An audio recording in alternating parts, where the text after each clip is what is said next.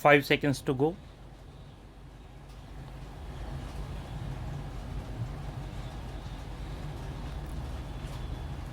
Start.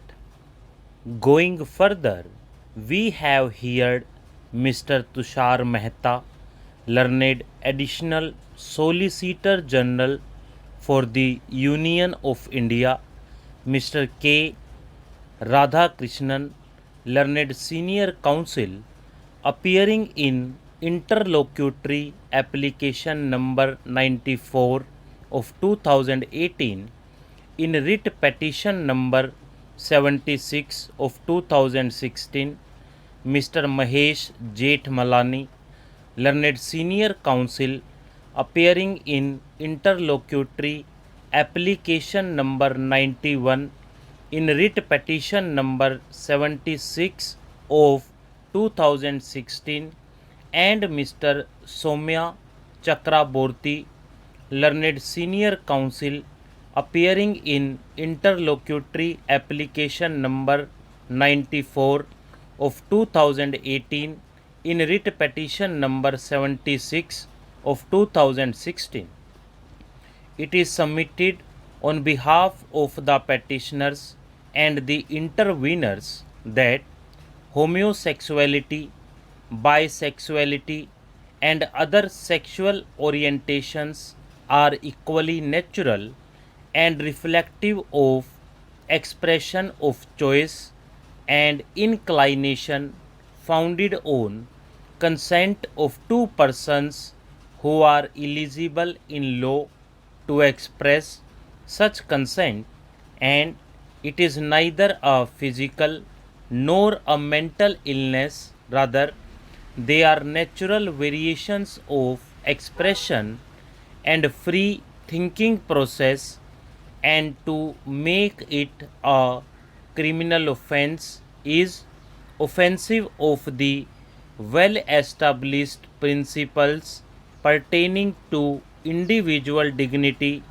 and decisional autonomy inherent in the personality of a person, a great discomfort to gender identity, destruction of the right to privacy, which is a pivotal facet of Article 21 of the Constitution, unpalatable to the highly cherished idea of freedom, and a trauma to the conception of expression of biological desire, which revolves around the pattern of outline of true manifestation of identity.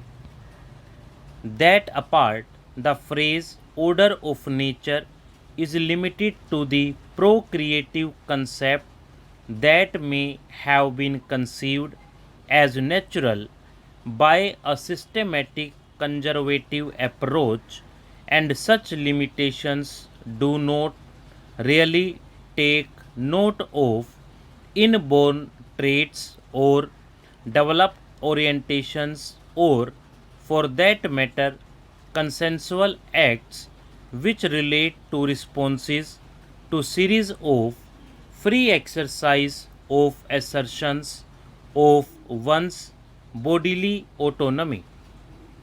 It is further argued that their growth of personality, relation building endeavor to enter into a live-in relationship or to form an association with a sense of commonality have become a mirage, and the essential desires are crippled.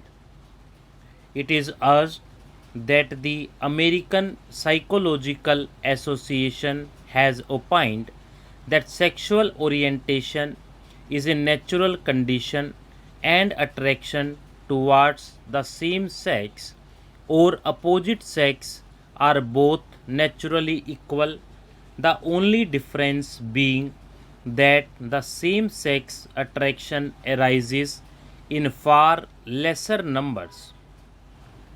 This has been concluded in some of the research reports by various research organizations as such. The petitioners, in their arguments, have highlighted that the rights of the gay, bisexual, and transgender community, who comprise 7 to 8% of the total Indian population, need to be recognized and protected, for sexual orientation is an integral and innate facet of every individual's identity. A person belonging to the said community does not become an alien to the concept of individual, and his individualism cannot be viewed with a stigma. The impact of sexual orientation on an individual's life is not limited to their intimate lives but also impacts their family, professional, social, and educational life.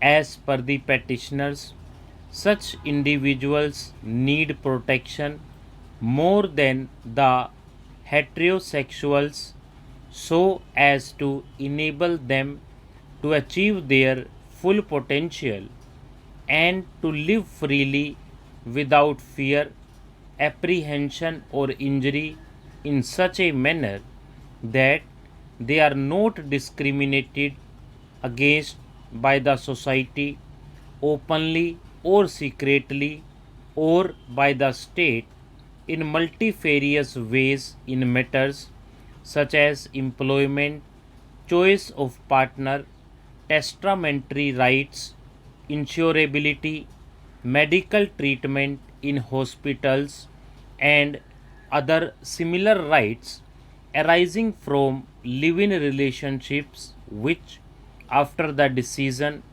in Indira Sharma versus V.K.V. Sharma, is recognized even by the Protection of Women from Domestic Violence Act 2005 for various kinds of live-in relationships. The same protection as per the petitioners must be accorded to same-sex relationships. It is urged by the learned counsel for the petitioners that individuals belonging to the LGBT group suffer discrimination and abuse throughout their lives due to the existence of Section 377 IPC, which is nothing but a manifestation of a mindset of societal values prevalent during the Victorian era, where sexual activities were considered mainly for procreation. The said community remains in a constant state of fear which is not conducive for their growth. It is contended that they suffer at the hands of law and are also deprived of the citizenry rights which are protected under the Constitution. The law should have treated them as natural victims and sensitized the society towards their plight and laid stress on such victimization. However, the reverse is being done, due to which a sense of estrangement and alienation has developed and continues to prevail amongst the members belonging to the LGBT group. Compulsory alienation due to stigma and threat is contrary to the fundamental principle of liberty. The petitioners have referred to the decision of this court in Nalsa case, wherein transgenders have been recognized as a third gender apart from male and female and have been given certain rights. Yet, consensual activities amongst transgenders would continue to constitute an offense. Stop.